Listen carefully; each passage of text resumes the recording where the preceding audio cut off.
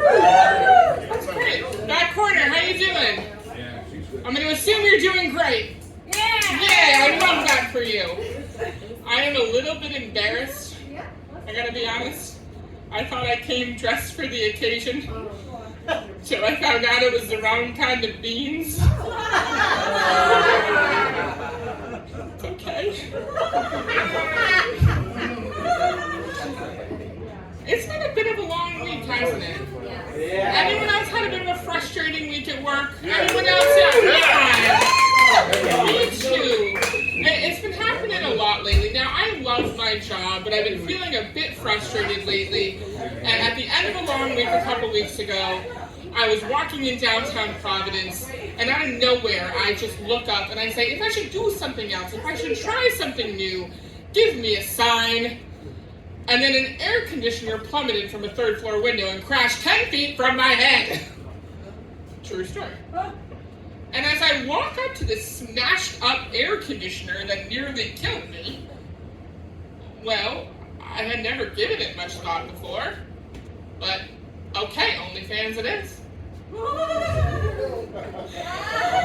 Ah, you got it, there you go. I told you it's been a long week. I'm with you.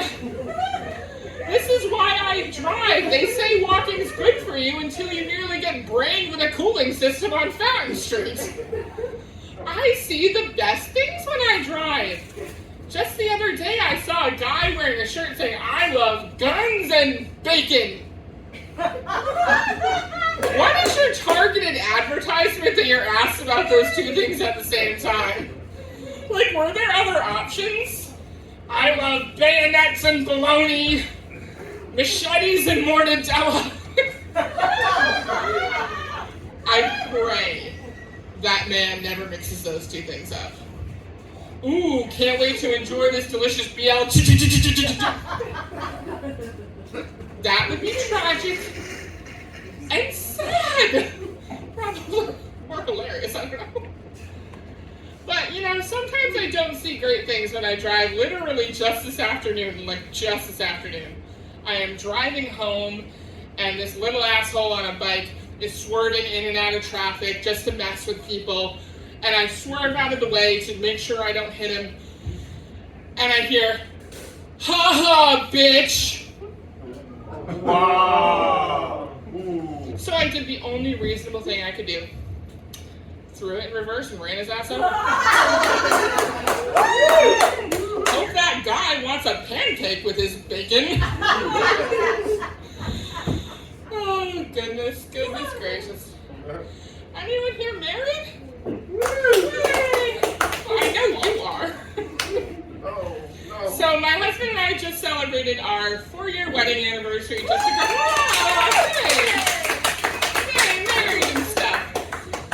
Now, before we got married, my parents, who just celebrated 37 years married, amazing. Oh, yay. Go parents. They sat me down and they gave me some advice I really wish I had listened to. They said, Les, never, ever get married. Now, because it's been a hard week, I'm going to be honest with you guys. They actually said that to him. And they gave him $10,000 and a fake ID to get as far away from me as humanly possible. But we're hanging in there, it's okay. Because I discovered the secret to marriage very early on. Go to strip clubs together.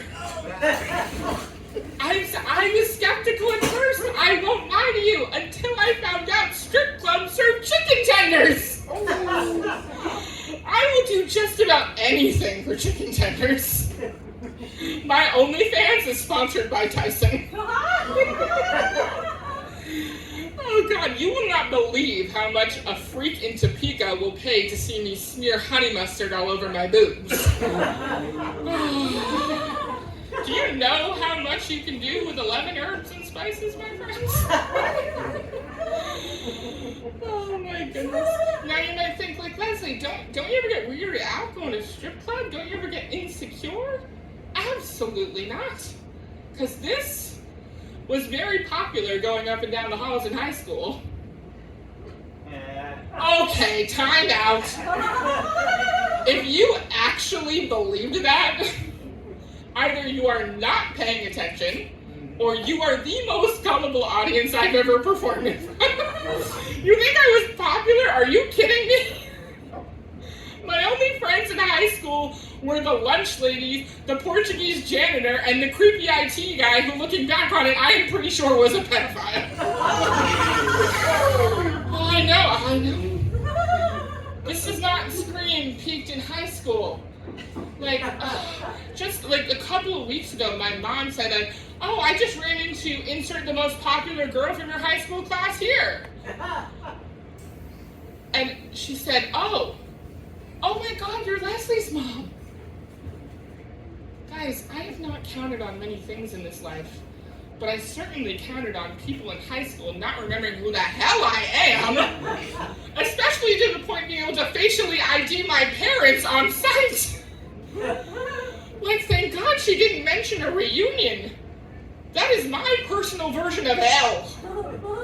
Like, if you ask me, Leslie, would you rather go to your high school reunion or be a slave in someone's sex dungeon? All I will say is chains and whips might not be so bad, my friends. Oh, I know, I'm with it. But it's okay. It's because I'm not a mean girl, I'm not a bully, I didn't know how it all worked. I was the first person in school history to shove my own head down a toilet. Oh, it's okay. It was actually kind of refreshing looking back. It's okay. We're good. It's because I grew really fast. You know, all of a sudden I was taller than everyone because, as you might be able to tell because of stage and forced perspective, I am a tall woman. And I will just say this about that. When you reach a certain height, no matter your gender, people love to point it out. Like, oh, you're so tall.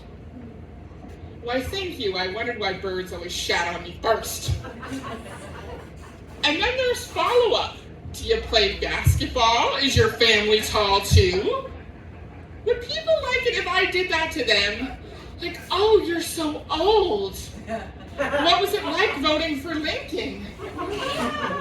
Are your family social security numbers 1 through 5? Like, get away from me. I don't want to play basketball. I just want to find pants. Go with my bean shirt. This is New England. I come with a puritanical instinct to cover my ankles, and it gets chilly out there. And people borrow the height. They love it. You know, I've never been to the grocery store by myself. Fellow tall people will attest. It's like a bunch of hobbits flocking the aisles, and they will find you.